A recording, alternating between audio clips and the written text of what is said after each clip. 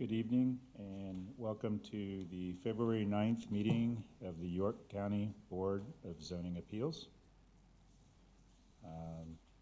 The first order of business tonight is the approval of the meeting minutes. Has everyone on the board had a chance to look at the minutes, and does anyone have any comments? No? I make a move to approve the December minutes. Give a second. Second. All those in favor, raise your hand. Okay. We have no old business on the agenda. In moving on to the new business, suggestion was made to move the votes for chairman and vice chairman to the end. Do we just have to vote on that? Yes, you just entertain motions, seconds, and go through the voting process. Okay, so I make a motion to move the vote for chairman and vote for vice chairman to the end of the meeting. Second. All those in favor, raise your right hand. Okay. So, moving on to special exception to allow existing school board, Bethany Elementary case 23-2 SE-BZA. Can we put that back up for a second?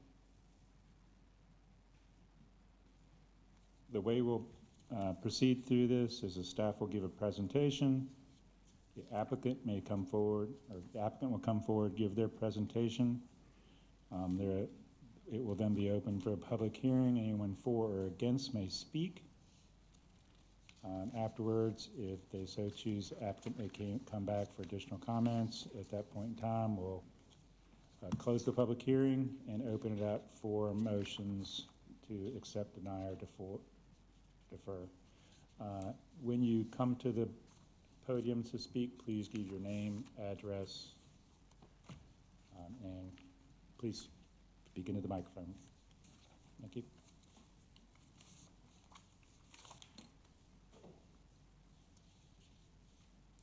All right. So Rachel Grothe, Zoning Administrator for the County of York. Good evening. So this is case number Z23-2, special exception.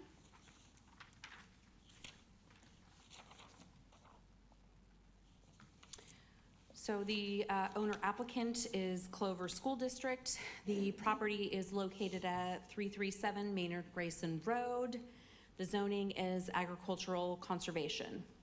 So the owner applicant is seeking a special exception to expand an existing elementary school, Bethany Elementary, by adding 4 new classrooms, expanding the cafeteria, and adding additional parking. Further, the applicant is seeking to install improvements that will improve on-site traffic flow and circulation. The project site is approximately 16 acres and located roughly 400 feet from the intersection of Highway 161 and Maynard Grayson Road. It is currently improved with a 55,000 square foot school, Bethany Elementary. Like any standard elementary school, the site also contains staff and visitor parking, playground and outdoor recreation area, and drop-off and stacking areas for both buses and passenger cars. So here is the zoning map.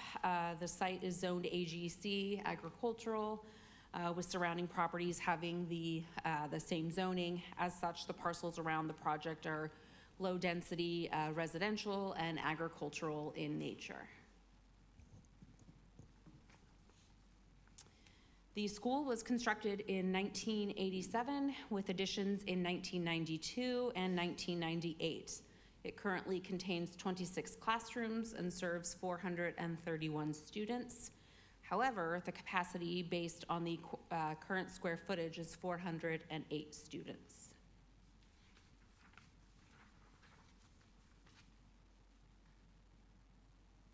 So this is the conceptual plan that was submitted So as you can see, the addition of the 4 classrooms is proposed there on the left in red. And the cafeteria expansion is located to the rear in the school. It's that bump out that's also in red. You'll also want to note the addition of staff and visitor parking lots. The additional parking coupled with the expanded and improved stacking area should improve on-site circulation.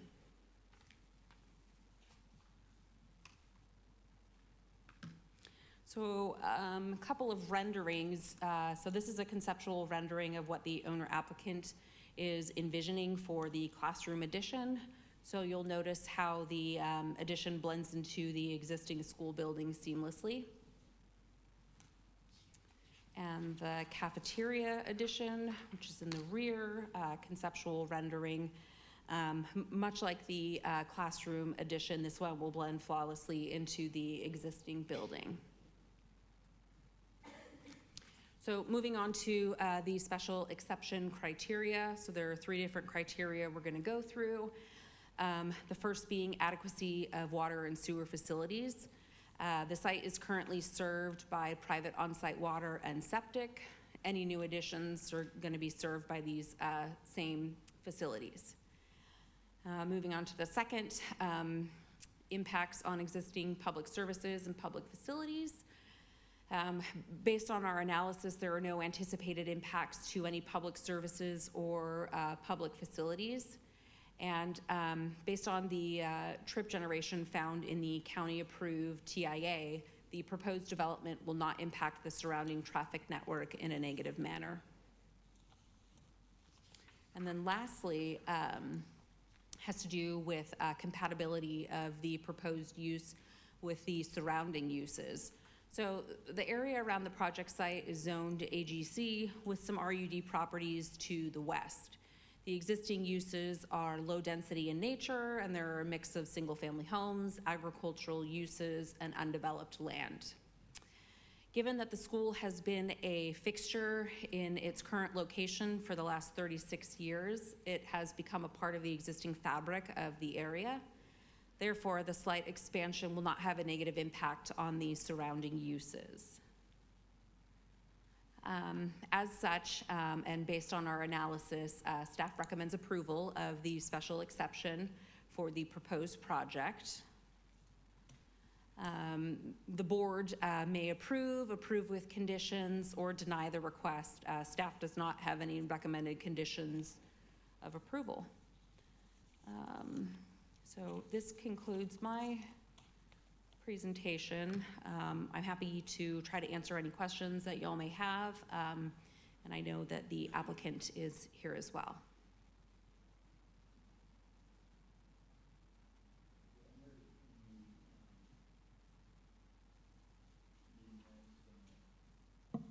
I noted in the meeting minutes from the neighborhood meeting, in the last comment, the adjacent property owner had an issue with the acceleration taper for the bus drive. Okay. How would that be handled? I would probably defer to our transportation planner for that, and he's not here. Is it like a DOT thing, or is that York County? DOT? DOT.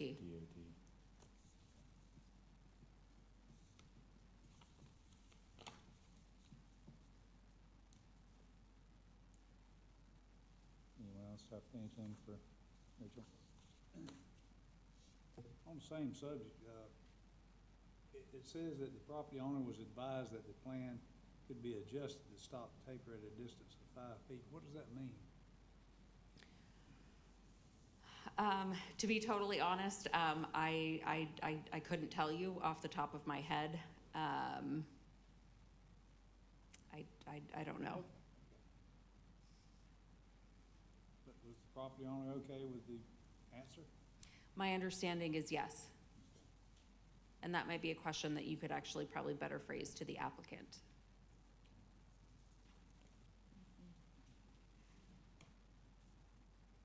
Good? Thank you.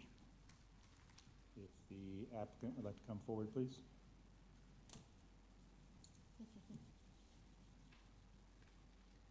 Good evening, ladies and gentlemen. Thank you for this opportunity to speak with you tonight on behalf of Bethany Elementary School. My name is Sheila Quinn, Superintendent of Clover School District, address 604 Bethel Street, Clover, South Carolina. I just want to take a minute and just put some context on this, and I'm very happy to answer questions regarding the situation with our neighbor. First, a school has operated on this property continuously since 1898. When the Presbyterian boarding school first opened its doors. Since that time, the site has become home to both a high school and an elementary school. The current school, which is an elementary school, opened in 1987 and has received additions twice in 1993 and 1999. Bethany is undergoing a construction project to enlarge and improve the building footprint, and I maybe don't need to review that because you've just seen that. I will say this, about 3 years ago, we met with the families in Bethany, both our staff as well as the parents, and we actually contemplated, do we move this school? Do we shut this school down? Do we combine some other schools, or do we add on to this school? And overwhelmingly, they said, Bethany School, elementary school, is the hub of the community in Bethany, and there needs to be a school in this part of our district. And so it was at that point in time that we began to make plans and to design these renovations to enlarge it. It is currently our one school that is completely over capacity, and even though we don't have lots of neighborhoods out in Bethany, we have lots of people building beautiful homes in that area, and we're glad to have them, but we need the space to teach their children.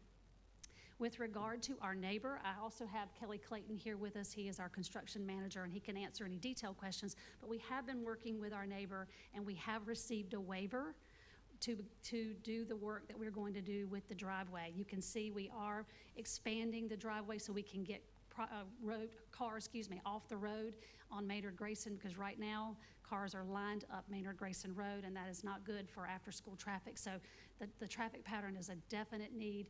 We are going to work to move that down further, but she has given us a waiver to build it as it is right now. So we are going to continue to try to be a good neighbor to her, but she has signed a waiver for that. If you have detailed questions about that, I'll certainly defer to Mr. Clayton. Anybody have any questions for the applicant?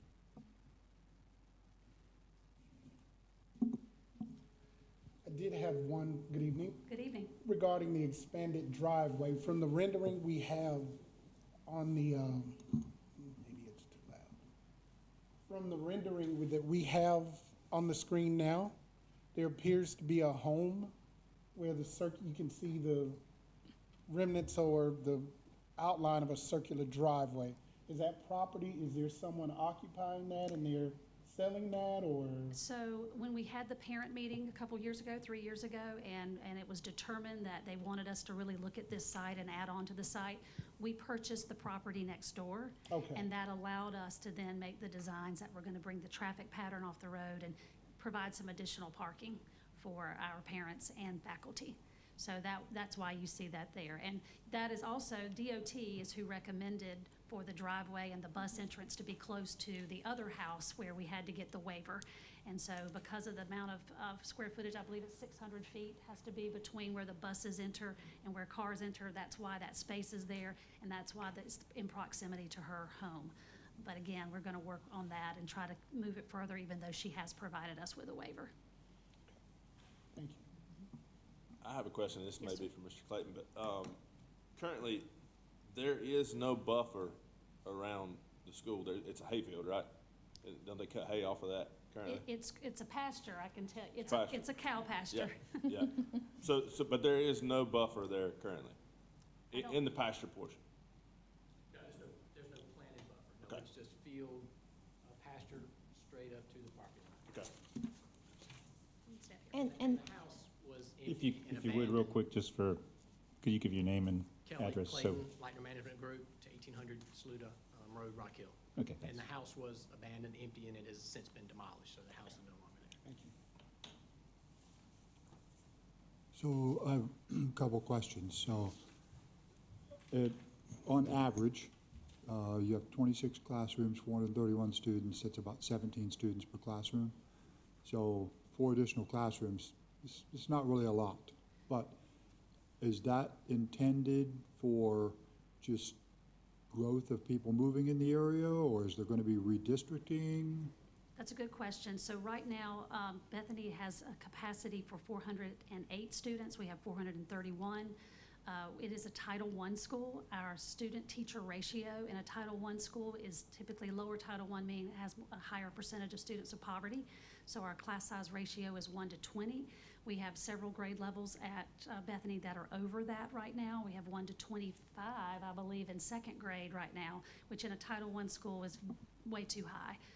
So we have 1 to 22, 1 to 23 in most of those. So it's not a straight up math. Some of those classrooms are special education classrooms, so you can't do a straight up division problem there. Sometimes they're reading recovery or intervention rooms where you're bringing in small groups. So we are over capacity. We do plan to do some rezoning to get the size of the school down because we do anticipate it to continue to grow. Our space, however, is in Larn Elementary School, so we'll be looking for some neighborhoods that are contiguous to that side of our district that also align with where Bethany is to move a few more students, and we'll begin that this spring. So if I heard you right, there's redistricting is inevitable for every school district, right? Well, So- because we are a growing district and there's more neighborhoods coming up around in Bethany, it's not a neighborhood issue, it's just people buying land and people selling off their land and family members building on their land. You have a hard time, that doesn't go through any kind of a planning commission when that happens, so it's harder to predict growth out in Bethany because generally speaking, it's a house here, a house here, a house here. But we do have some neighborhoods that have come out there, and we do have to rezone one neighborhood to Bethany, but we're also gonna move a couple of areas, parcels out of Bethany zone to create that space that we need for it to have some more growth. So I'm not familiar with the school, so can you kind of give an explanation of, you have a lot of driveway by this to try to get cars off the road. I think it's a great idea. But how much different is this from what currently exists? Oh, I wish I had a picture for you. Yeah, I do too. It is a miracle every day that we get the number of cars through this tiny, tiny little circular driveway that we have right now. And I'll let you speak to the, You could see it, so if you look at the top left where the circle is now, that's basically where the circle, or where the circle is shown to be. That's almost on top of the existing circle, except now it just goes straight to Maynard Grayson. Page 36 in your packet really gives a good. There you go, yeah. Yeah.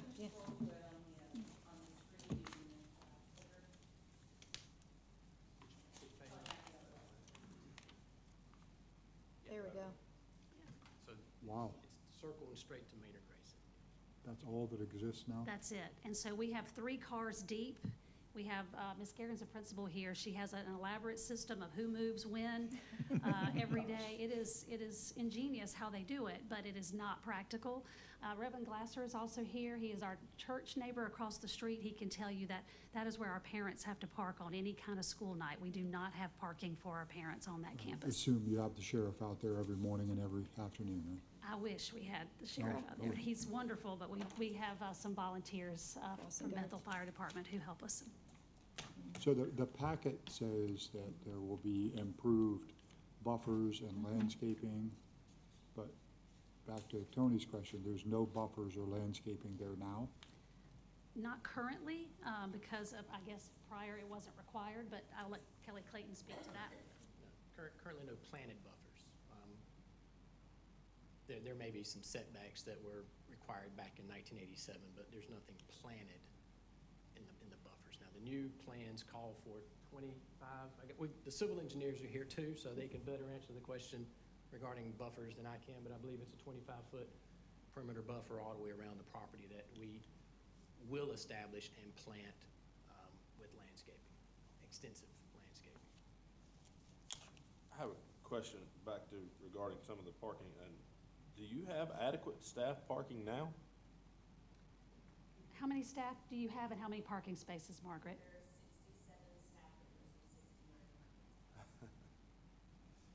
So 60, I want to repeat that, be sure, 67 staff and 69 parking spaces right now.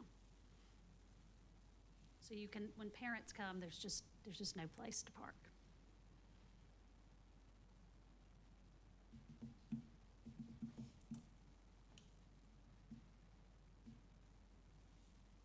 Any other questions for the applicant? I have a question regarding the new cafeteria addition. Is that sole purpose just gonna be for an eating area, or is it gonna be more multi-purpose? The classroom addition has a collaborative area, so it has a space on that side. The cafeteria really is for eating space for Okay. both our students and our staff. It Okay. is the smallest cafeteria we have in our district. We have to begin lunch rotations at 10:30 in the morning so that we can get the students through. It's a very tiny cafeteria. We would not build that today. Today, we would build a much bigger cafeteria, but this school is an older school. Okay. So this will accommodate and allow lunches to begin at a normal lunch hour time. Okay, thank you.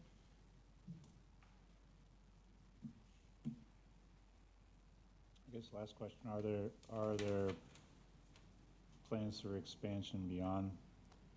No, there isn't. We feel like this will be the footprint of Bethany Elementary School. We do think down the road, we're gonna need another school on this side of our district. We do already have land for that, so this will be Bethany. And so that's why possibly a rezoning to keep it a little bit smaller. Again, it's a Title I school, so when it's smaller, we can do more with the kids. And so we may keep it this small because the footprint of the property really won't allow much more addition.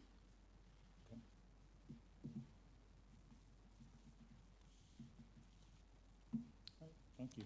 Thank you very much. Is there anyone who would like to speak for the project? Or against?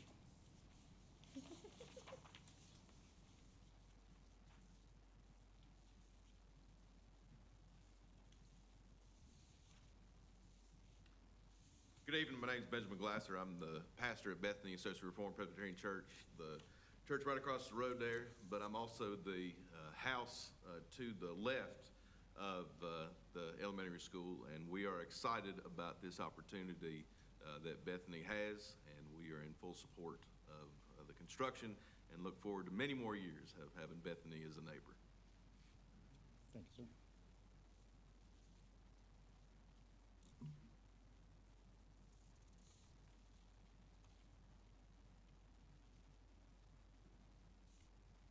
Good evening. My name is Megan Nail, and I live right directly across the street from Bethany Elementary. I guess address. 354 Maynard Grayson. All three of my children go to Bethany, and I could not voice more support for this project to give these teachers and these kids more room. So, thank you. Okay, thank you.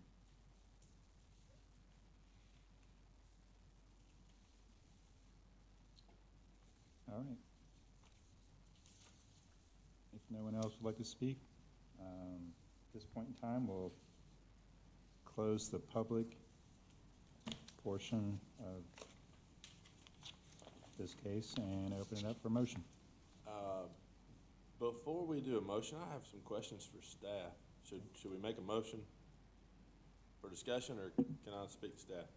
If you have questions for staff, you can go ahead and ask. So, this current plan, does this meet all of the buffer criteria? We weren't given much information on this buffer criteria, but it says that in our decision, buffer yard requirements can be a part of it. I just want to confirm that this meets all of our criteria. Off the top of my head, I don't know, but what I will say is that should this project be approved, it will be required to go through a civil site plan review, and that is one of the things that we will be looking for. And if it does not meet it, we will provide back comments here. and turn it down. And then they'll be back here for us to make a decision on the buffer yard requirement. It's actually in now in the system. I don't know if there was some other stuff, but the only place it looks like it might be tight is where the fire lane comes down to the south of the school, where the new cafeteria addition is. That's the only place where the driving looks like it encroaches into the buffer. And we'll work that out at staff level. And if we can't, then you're correct. They'll be back here before y'all. Right, and that was one part that I was looking at, and then the 8-foot perimeter buffer on the, far west, northwest.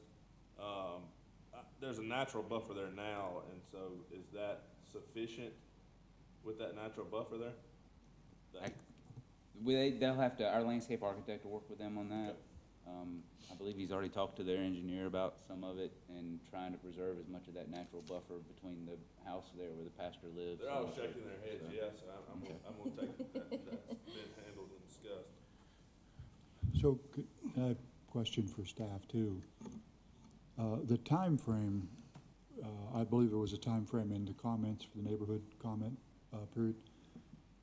It was listed as, I believe, March 1st to sometime in October, so clearly that covers the summer when there wouldn't be students around, but we're almost to March, and it seems like by the time you go through review, and I can easily see this getting pushed back, and then it interferes with the school year, and they may have to delay it and try to do it next summer instead of this coming summer. So if we approve it, how long does that approval last? If the project had to be delayed due to the school year, they start summer 2024, is the approval still effective? Yes, the approval runs with the land. I just wanted to make a quick observation. You mentioned the fire lane potentially being the one area that might be close to the buffer, but based on what's already there, the circular drive is already in that particular area, so it doesn't appear that they're extending it any further into the buffer. Again, that's something we'd work out in plan review. Okay.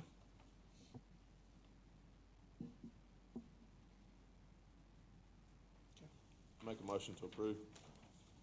Is that a second? Bud. Okay. Any discussion? I mean, it's a clear, I think that it's a clear need. I know they probably don't want to do this, so I'm not gonna call it a want, because I'm sure this is a very expensive project, but I'm 100% certain that it's a need, so, I think that they've covered their basis, and anything that we don't have questions, we have questions about this it will be covered before it's rubber stamped, so I think that, I think it's a good move.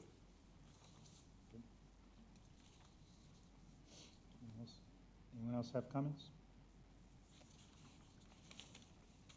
No? All those in favor, raise your right hand. It's unanimous. Thank you.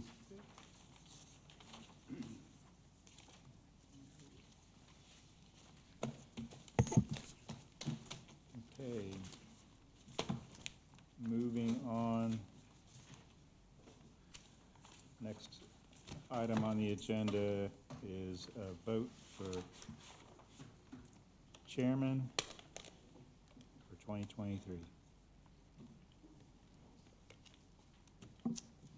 Just to clarify, who is our vice chairman? Mr. Williams.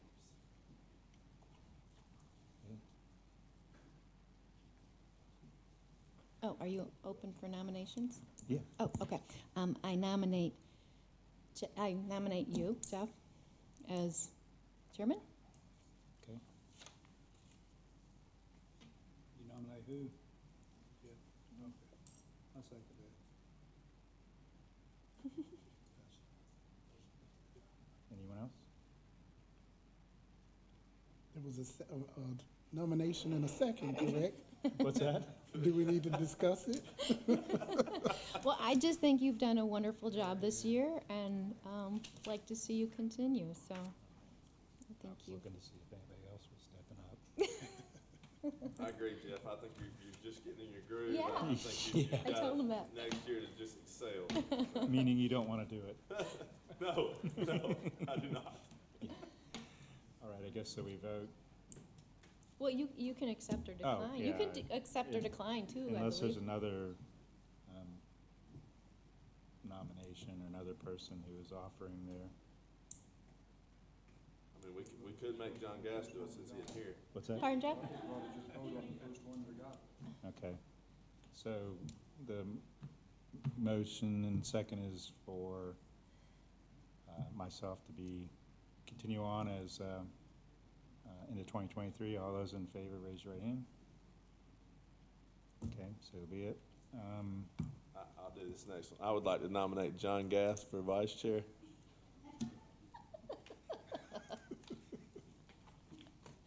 Do I have a second? Do we want to do that if he's not here? Can we do, That's, that's listen, cruel. I'm in an investment club. If you're not there at the June meeting, you're gonna be president next year. I'm currently president, I know. Oh, no, well, I guess we need another, I can't are there do any that. other nominations? Is that how this works, or do we go one by one? I have a question before we do this. And this might be a question for Laura or Rachel. If the president isn't here and the chairman and the vice chairman aren't here, what happens if we still can make quorum? If you still have a quorum, I think you would just need to open with someone nominating someone to stand in that position for the meeting. Okay, okay. Thank you for clarifying that.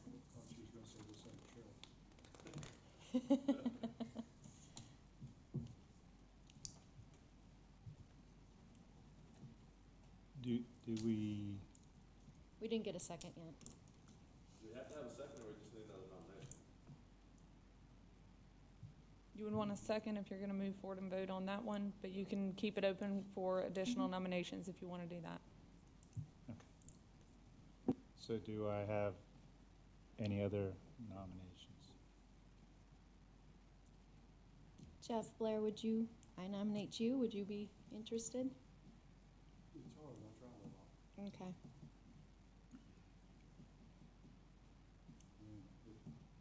Jeff is here quite a bit, so I'm happy to have that very situation.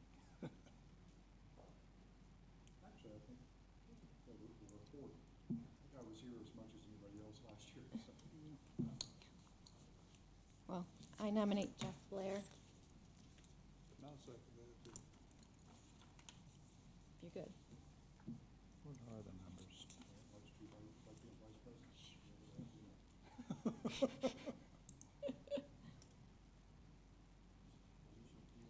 Well, it's up to you. You have the done best, it, then we'll- Attendance. Yeah, Jeff Blair actually has Mhm. pretty good attendance. Mm-hmm. Okay, so we have two nominations, one for, Mine never got second. oh, okay. Oh, So, Jeff did get a second, so we have to. and did you accept? That's always so.